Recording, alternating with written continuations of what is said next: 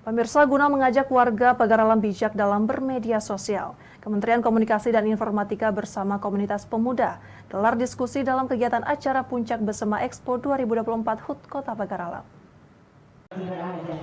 Ribuan warga Kota Pagar Alam hadiri acara Puncak Besema Expo 2024 dalam rangka HUT Kota Pagar Alam ke-23 tahun yang diisi dengan kegiatan diskusi literasi digital mengusung tema menjadi netizen yang bijak dalam bermedia sosial digelar di lapangan Alun-Alun Selatan Kota Pagar Alam.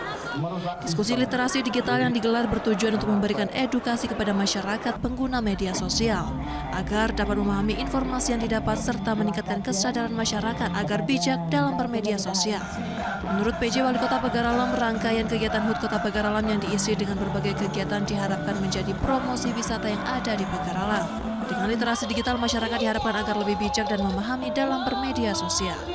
Supaya kita bijaksana untuk menggunakan hak-hak kita dan menggunakan media kita agar kita benar-benar menjadi orang yang bijak sesuai dengan leluhur kita, orang-orang tua kita, di mana kita saling asa-asi dan asuh.